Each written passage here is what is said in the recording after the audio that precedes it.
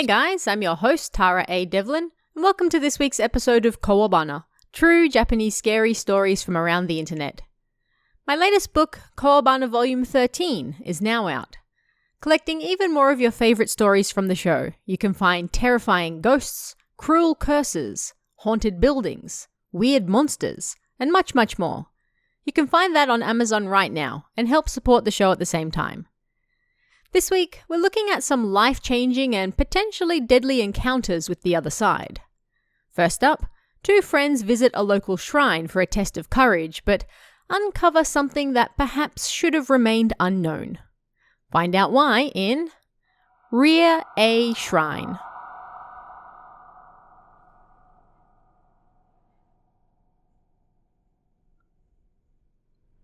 This story is about a strange test of courage I experienced with my younger brother at a shrine early one morning. As usual, I'm not the best at writing, but I'll be glad if you stick with me till the end. I believe I was in my final year of junior high at the time. I was watching a ghost special on TV with my younger brother, so it was right in the middle of summer, you know, when those specials tend to air. Spirits tend to gather in places where there used to be wells in the past, the guest spirit medium said. Of course, I thought they were no doubt a fake, but my younger brother bought right into it. Hey, why?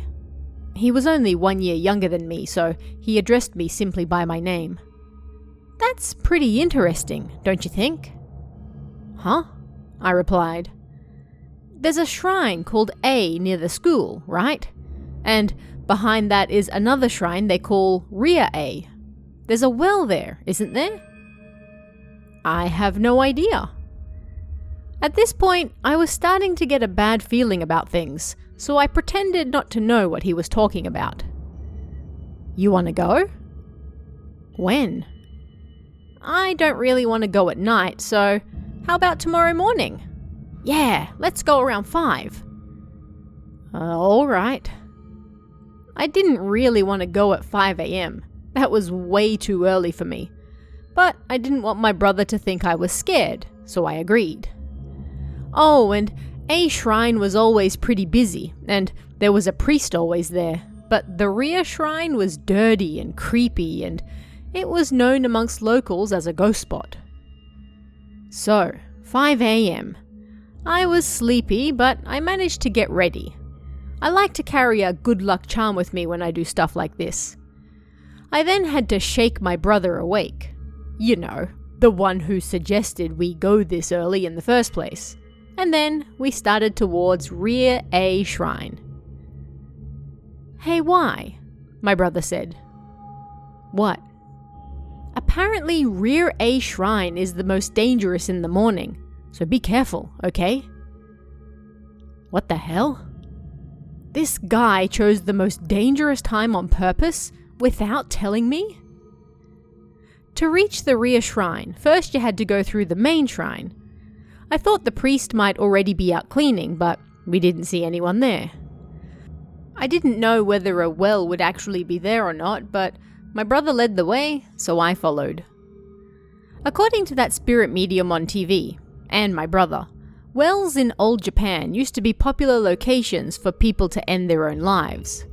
But the ground at the bottom of a well is soft, so you don't die instantly. Instead, you die slowly and in great pain. That's why it's so easy for grudges to accumulate in them. Ah, it's over there, my brother said, stopping and pointing at something. All I could see were some bushes. He ignored me and moved on. I couldn't see it from a distance, but as we got closer, I saw there was a round, empty space inside those bushes. And in the center of that, just like my brother said, there was a well. There was a half-broken lid on it, and on top of that there was a stone with Shinto charms attached to it. My first impression was that this place was dangerous. Looking at ghost photos was kind of an indirect fear, but this time it was right in front of me, for real. Not only that, looking closer, there were 12 to 15 Jizo statues surrounding the well too. They were also broken, probably because they were so old. I wanted to get away from there as quickly as possible. I grabbed the charm and even the prayer beads in my bag, then tried to grab my brother to pull him away. But I don't know whether he was being stupid or a fool or what, but either way, he was trying to move the stone. "Why? This is heavy. Help me." "Hey, let's get out of here. Right now." But he didn't want to run. Then he suddenly took his hands off the stone and looked at me with a troubled expression on his face. "You know, I might have gotten a little carried away. This is bad." "Huh?" My stomach twisted and the air felt terribly dry, despite the fact it was the middle of summer. I froze on the spot. "Hey, what are you doing? Come over here right now." Suddenly, I heard a voice yelling from behind us. At that, my brother and I both ran. We ran and ran and ran, and when we finally emerged from the bushes, there was a monk. The monk asked us what we were doing, and we told him it was a test of courage. We came during the morning because we were too scared to do it at night. My brother told him that he thought he dropped something important near the stone, which was why he was there. But at any rate, the monk told us to never go near there again and let us go. But as he was telling us off, my brother asked him numerous times about that well, and he refused to answer. He was dead set about us not going near that well. "It has to be the real deal," my brother said on the way home. And it's been a while since I felt anything that intense. "Yeah, that place did feel pretty dangerous," I said. "And what do you mean, it's been a while?" "Yeah, I felt something like that quite a few times. Like those ghost photos you love so much. The feeling I get from them is pretty intense sometimes." "Is that so?" Up until that point, I thought he just liked to play around and say stupid things, but apparently that wasn't it. My brother could actually see ghosts. At any rate, apparently Rear A Shrine is still there and hasn't been destroyed. They've been building up the city lately, but even so, there has been zero talk of having it demolished. The students in this next story come to find out that their school is perhaps haunted. But by who and why? Find out in School Camp.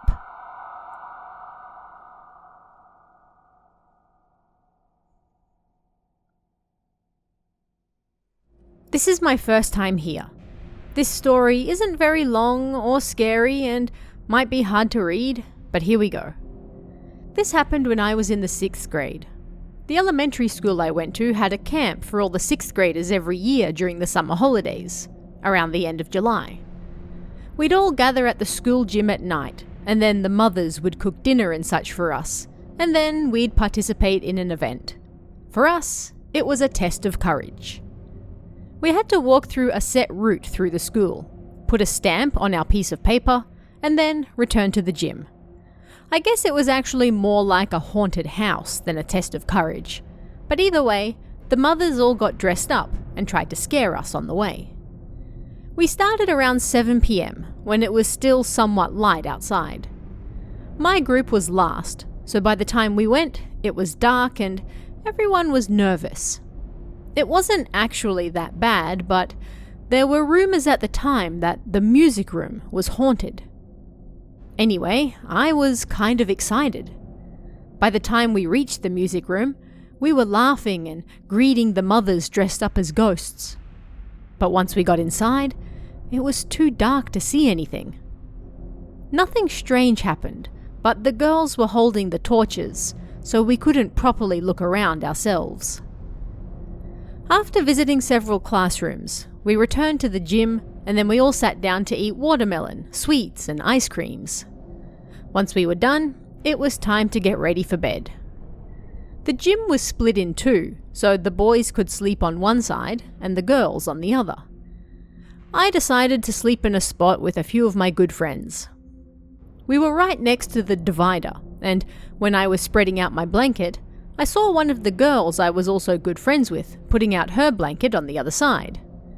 She was rather boyish. I'll call her Sayu. So none of the other boys had any problem with her sleeping there. The lights in the gym went out and we were all excited and chatting. Around midnight, a boy, I'll call him Liu, who claimed he could see ghosts, suggested that we tell scary stories. We were all excited, and then Sayu said she was going to play Hitori Kakurembo in the toilets around 3 a.m. So we got swept up in the mood and said we'd join her. We told stories for a while, but then Sayu turned to look at the stage in the gym. "What's wrong?" I asked her. "I can see a woman in white," she said. Apparently, Sayu could see ghosts too. At first, I thought she was trying to scare us, but then Liu screamed. He said it was the same woman he saw in the music room during the test of courage. I was a little worried that the ghost might have followed us. I could vaguely see something, but other than Sayu and Liu, nobody else could see anything. "It's because we didn't ask permission during the test of courage," Liu said, and I got even more worried. "Before you enter a haunted house or such, you need to ask the spirits permission first, or they get angry," Sayu said. By that point, everyone was trembling. "Sayu, if there's a ghost, I don't think you should play that game alone," one of the trembling boys said. Liu agreed. Sayu looked upset, to which the boy begged her with tears in his eyes. "I don't want you to die or get hurt, okay?" And so, reluctantly, she agreed. She had already prepared the stuffed toy, salt water, and several needles beforehand, but then she put them away. Then everyone went to bed. Liu and I stayed awake for a while to make sure nothing happened, but, according to him, the woman was just sitting there, so we let her be. When we woke up the next morning, both Liu and Sayu said the woman was gone. I later heard from Sayu that our school was built on former swamp grounds, so I guess it made sense that it would be haunted. The kids in this next story have a strange friend. He doesn't seem quite human, but being young and innocent, they play with him anyway. At least, until he starts saying he wants to go home with them. Who is this strange kid? Find out in Skeleton Boy.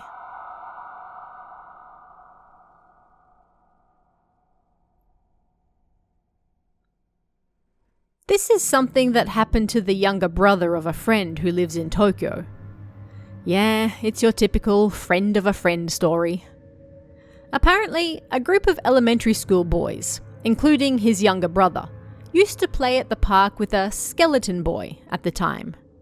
This name wasn't a metaphor for how thin he was, but literally, he was a boy who was a skeleton. But this skeleton also wore clothes, by the way. Now, normally with these types of stories, the creature generally only appears at night, but this skeleton boy apparently came out during the day to play. Sure, it was after school, so I guess it was close to evening, but either way, the sun was still up. So, this skeleton-kun, other than his appearance, he was just a regular boy, and none of the children felt any fear when they played with him at the park. They were a little confused when they first saw him, but they quickly got over it and invited him to play with them.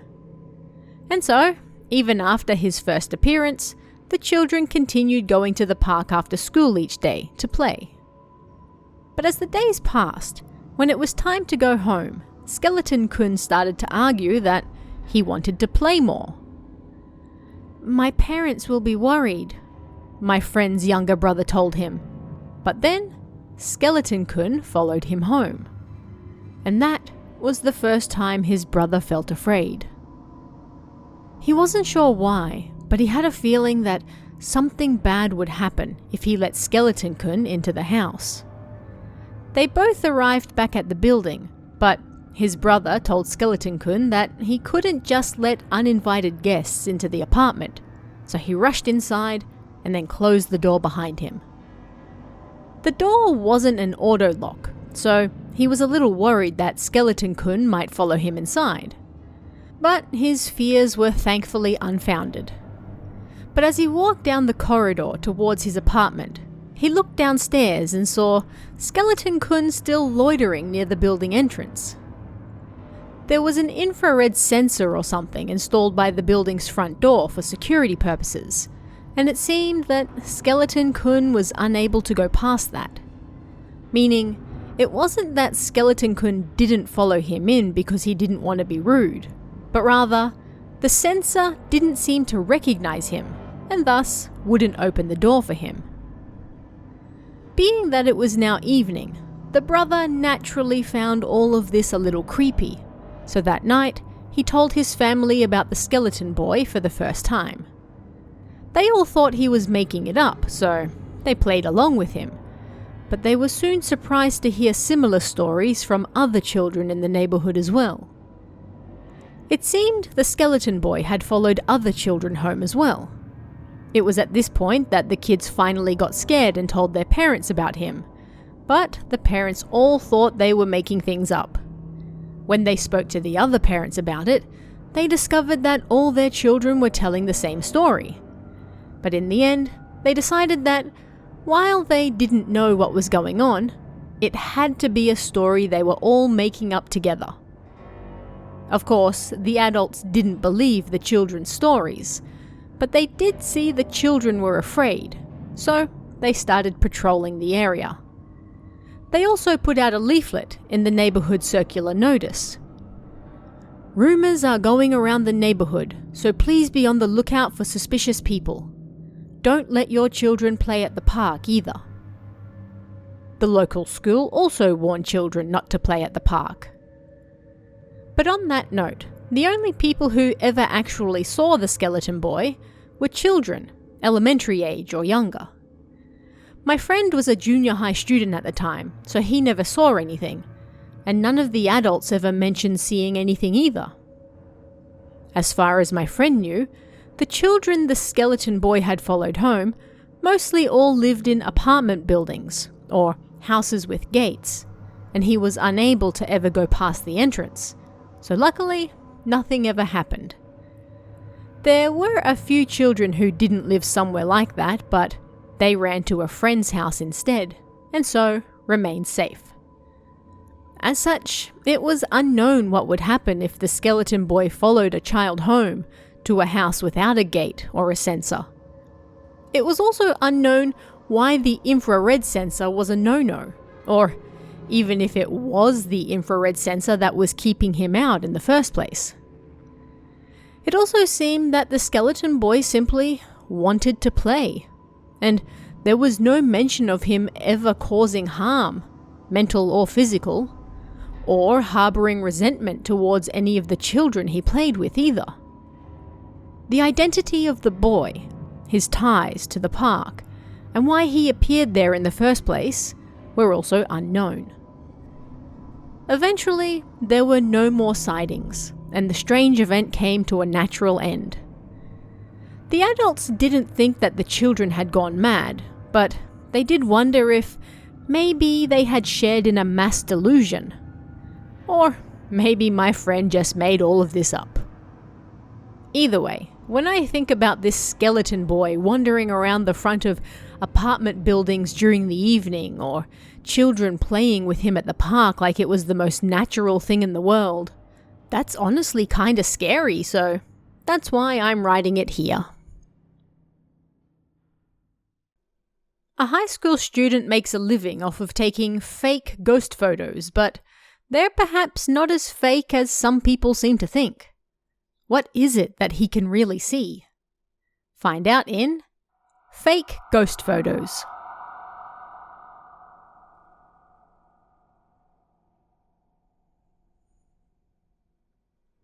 When I was in junior high, I had a friend who made money selling fake ghost photos.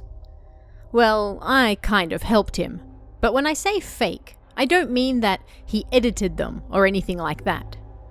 In short, A would say, "Here," and when he did, I'd take a photo. Whenever I did, there was always something in it. But the main point was that the customers brought their own cameras, and we took a photo using that. Considering how much money junior high students generally got at the time, it was pretty good pocket money. I was childhood friends with that guy, although I can't say we were that close, honestly. But when I was little, I didn't have much of an impression of him. He was just this weird kid who sat in strange places, like under bridges or in alleys, and stared blankly into the distance. In short, ever since he was a kid, he was always seeing things. His grades were terrible as well. He couldn't even do simple multiplication. According to A, most of the time it wasn't spirits that appeared, but when I asked him what it was, he wouldn't answer. He would just say they were rather free. Spirits apparently weren't free. Sometimes when we were out with a customer taking photos, he couldn't find a spot to go, "Here." That was when the fake part kicked in. He would summon something from somewhere. This was rather exhausting and apparently not very good for him, but he couldn't lose people's trust. He was getting more and more customers, and it was a matter of pride, you know?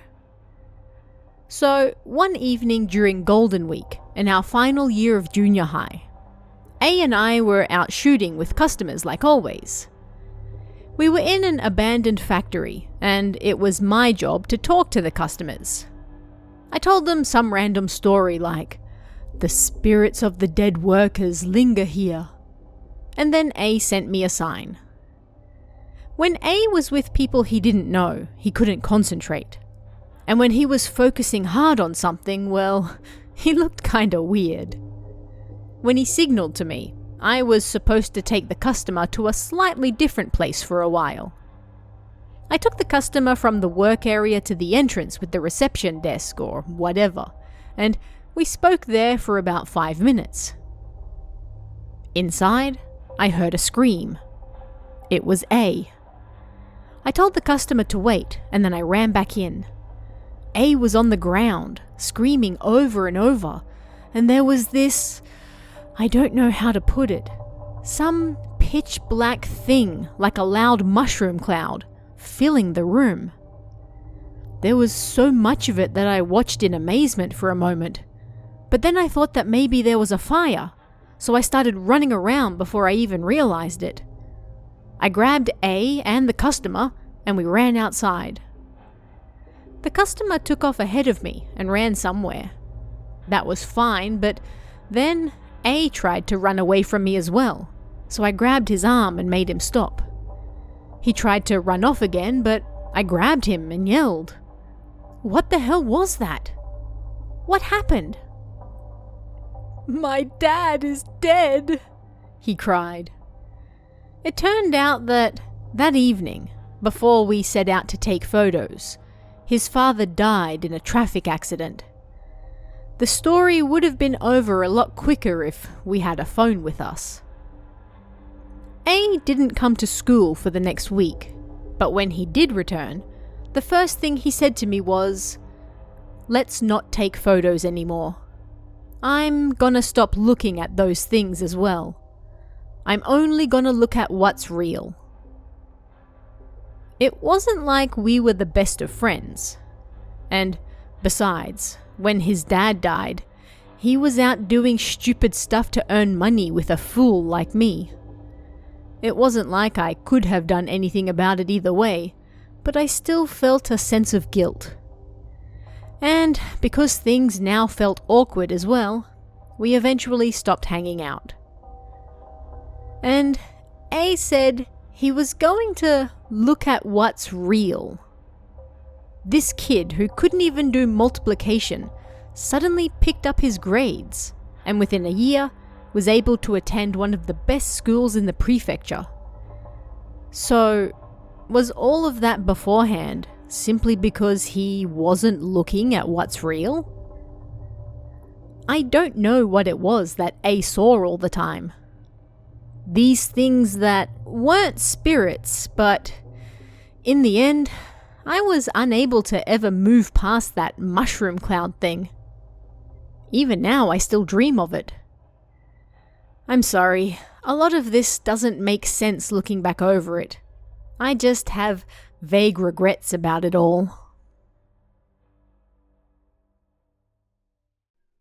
One teen's younger brother brings home a rather strange book. A book with an interesting story and not just what's on the inside. Find out what in The Book My Brother Bought.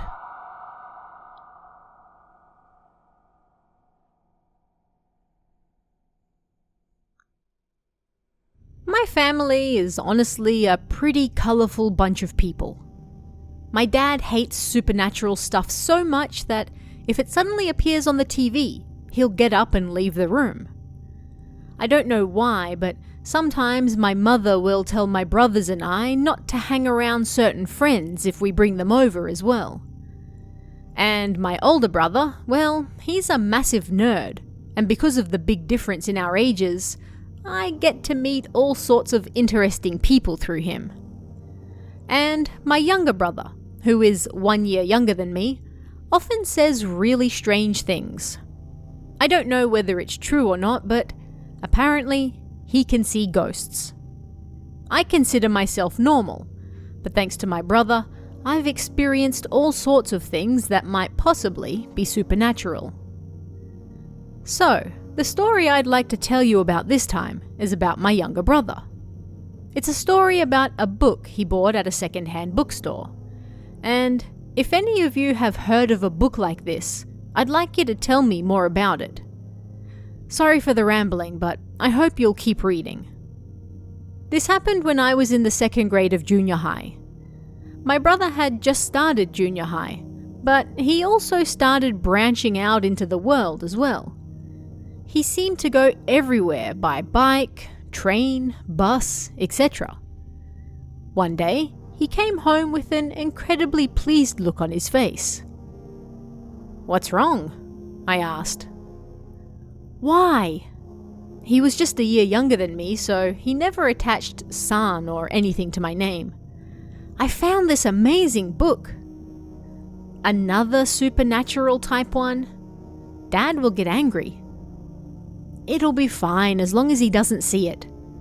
"But you want to see it, right? You're not scared, are you?" "I mean, of course I want to read it." I was his older brother, so of course I couldn't say no. "All right, I'll let you read it, but it's really scary." He then threw the book at me and returned to his own room. Let me tell you a bit about this book. I think the title was Scary Hospital Stories, or something like that. I don't remember exactly, sorry. I think it was a collection of short stories set in hospitals. Apparently, my brother got it at the second-hand bookstore Book Off because it still had the sticker on it. The contents, honestly, weren't that scary. They were mostly the usual ghost story type stuff. And it was like those cheap paperbacks you can find at the convenience store. It was cheaply made with a cheap picture on the front cover. But the thing I remembered most was that the last page had been torn out. I think it was a page that didn't have anything to do with the actual contents of the book, but still, for some reason, it was a little creepy. I finished the book in about an hour, and because my ghost-loving brother had said it was scary, but I didn't think it was, I took a nap feeling quite pleased with myself and superior to my brother. I still remember the dream I had. In the dream, I was directly experiencing one of the short stories I'd read in the book. I woke up in the middle of it, jumping up with my eyes wide in fear. It was a good lesson that even though something might not be scary when you read it, It can still be scary when you're actually experiencing it. When I woke up, my younger brother was sitting on a chair in my room reading that book. "You're looking pretty pale. So, something did happen then," he said. He took a piece of torn paper out of his pocket and then tossed it at me. It was a page from the book, and it had a picture of a Shinto charm or something drawn on it. What the hell is wrong with him? I got pissed off. "No, it's just stuffy in here." "Why? Did something happen?" I asked him in return. "Yeah, there was this strange guy standing above your head all this time." "You can have this book. You can throw it away or burn it or do whatever you want with it," he said, and then he left my room. I had a bad feeling about the book, so I got on my bike and took it to a nearby second-hand bookstore to sell. We can't put a price on this, but would you like us to take it off your hands anyway?" the staff member there said. Yes please. You can throw it out if you want to, that's fine."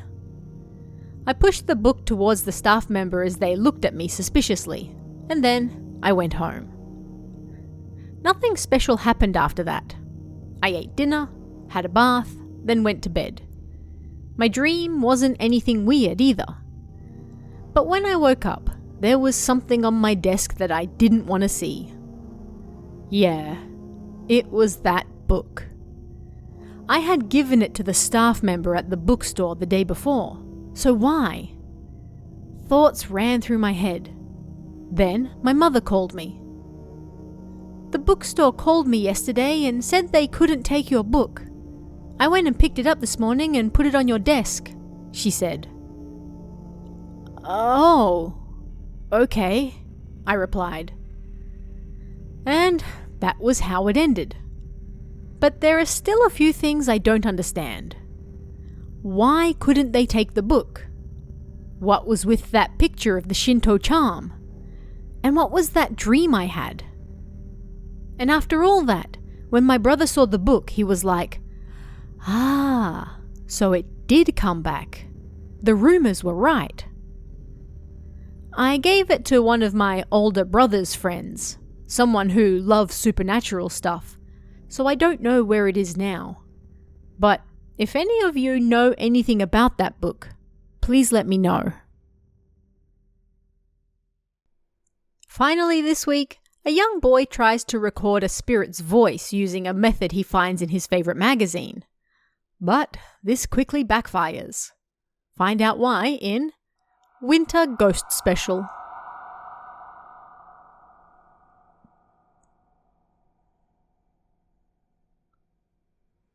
It was winter during the 6th grade, and the monthly magazine I always bought put out a bonus Winter Ghost Special booklet. Most of it wasn't terribly interesting, but there was one article that really caught my attention. "You too can record the voices of spirits. Maybe," it said. The article went something like this. "Spirits have a frequency. If the frequency of your recording equipment and the person recording match that of the spirit, then you can surely record their voice." If you read something like that now, you'd no doubt immediately call it out as fake.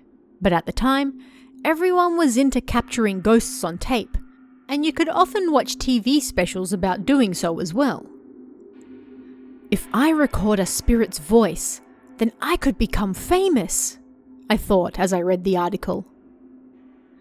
To do this, you must prepare a recording device, such as a cassette player. Put the tape into recording mode, and then say the following lines. "Spirits of the spirit world, if you have anything left you'd like to say to this world, please do so now in front of this device. You must not attempt to do this unless you are entirely serious about it." It went a little something like that, and even had a warning attached. I was surprised at how simple it was. Luckily, we had a cassette player in our house at the time, and I could try to record a spirit's voice with the microphone attached to the top right of it. We lived in a 2-story house at the time, and the second floor had 2 rooms facing each other. My older brother and I each used one of those rooms. The problem was that my brother was studying for tests in his room across from mine, and he got violent and hit me whenever he got annoyed by something. So, if he found out what I was trying to do, he'd no doubt hit me again. First, I did a test recording by whispering something to check if it was working. It seemed to be okay, so I decided to try it out for real. With auto reverse, the tape could record 60 minutes worth of audio. At 6:30 p.m, I pressed the record button and spoke in a small voice. Spirits of the spirit world, if you have anything left you'd like to say to this world, please do so now in front of this device.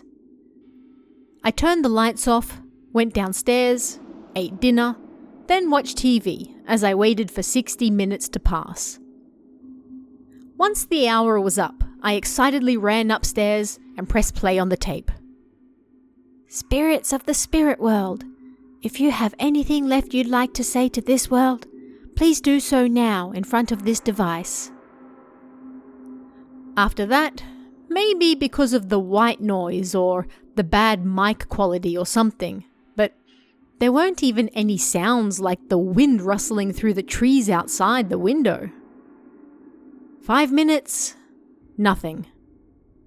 10 minutes, nothing. 30 minutes, nothing. Well, this sucks. I was annoyed listening to nothing but white noise for 30 minutes. So I decided I'd start fast-forwarding once the tape started playing the other side. The player had a button that would fast-forward as long as you held it down, and then stop when you took your finger off. If you held it down while listening to a song, it would make a sound as it played at high speed, meaning if there was anything recorded on the tape, then I would hear it, even as I fast-forwarded. I doubt there's anything on here though, I thought as I pressed down the button.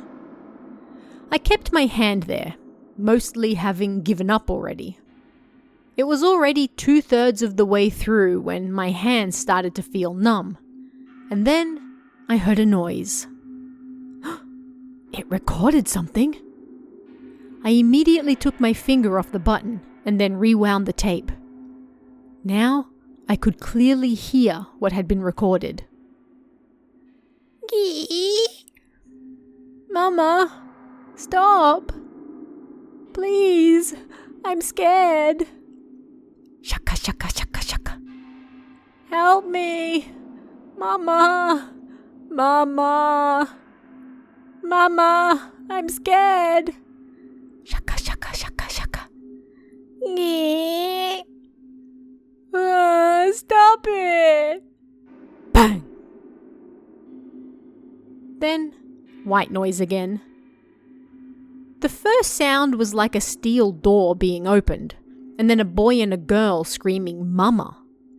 The mother didn't actually speak, but it sounded like she was flicking through papers at high speed or something. The children's pleading voices were also lifeless, and then the mother again closed the steel door.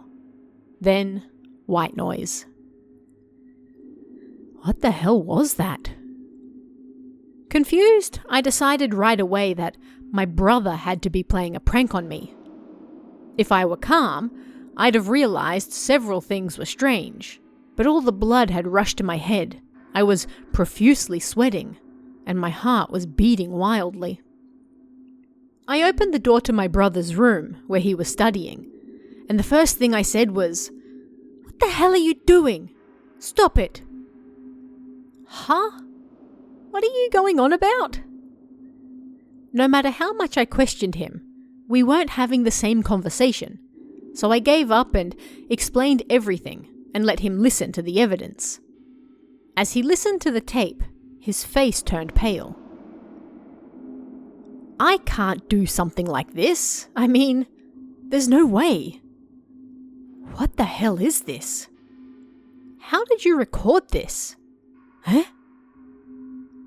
He was calmer than I was listening to the tape, and then he started pointing out something strange about the voices. First, the boy and the girl were talking at the same time. So, supposing my brother pretended to be both of them, there was no way he could do both voices at once. There was no track function on the player, so while it might be possible if we had another cassette player, we only had one at home. And while the voices were speaking, there was zero white noise. So if my brother used another tape to record his voice on the same tape twice, there should be a difference in the recording levels. And FM recordings don't come out so cleanly, you know? He said. That point erased the possibility that it accidentally recorded the neighbors through the rear window as well. The other side of the window was the neighbor's large yard, and even I, an elementary school student, knew there was no way it could record stuff from so far away. Plus, the recording level was so loud that even with the volume set to the lowest, it was still rather loud. That sound of the door opening and closing, it kind of sounds like that door over there, my brother said, pointing with his chin towards my door. It was kind of like a wooden toilet door that slammed shut. The hinges on it creaked. I decided to try it out, so I pressed record on the tape and then slammed the door as hard as I could. Bang! When I played it back, it did sound similar. Or did it? So it was you. You're playing a prank on me, right? No, but... Suddenly our mother yelled from down the hall. Be quiet! What are you doing? You're bothering the neighbors. See? That's how loud it is. You were downstairs before, right? Did you hear the door slamming? I mean, I'd be surprised if I heard such a loud noise. I'm in the room right across from it. So then, did that mean the voices and sounds weren't recorded through the microphone?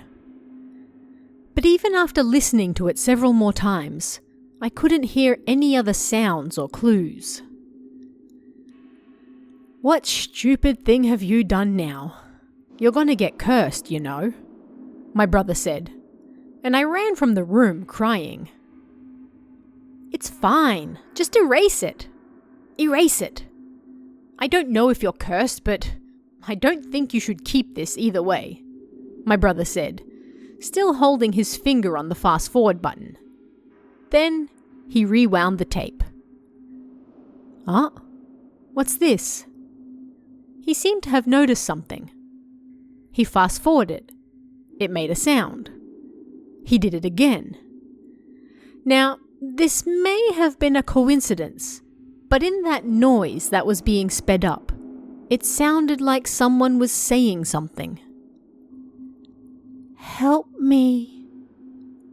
Whoa.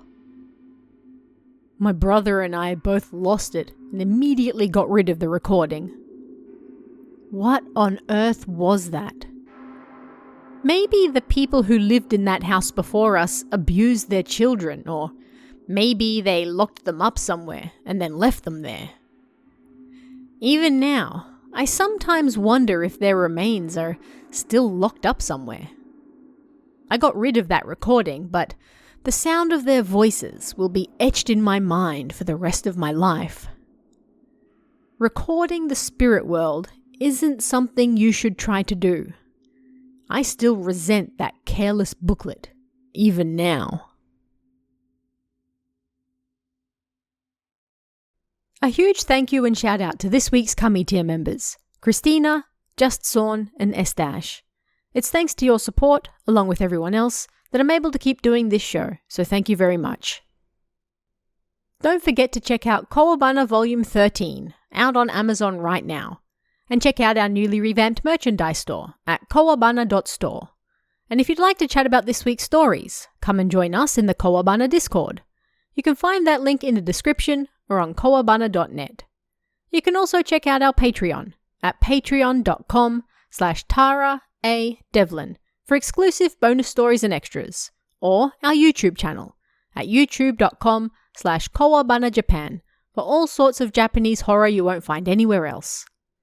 Thanks guys, stay safe, and I'll see you again next time for even more Kowabana, true Japanese scary stories from around the internet. Want even more scary stories? Head over to kowabana.net for new translations every week. You can also join our Patreon for exclusive stories you won't find anywhere else. Head over to kowabana.net now.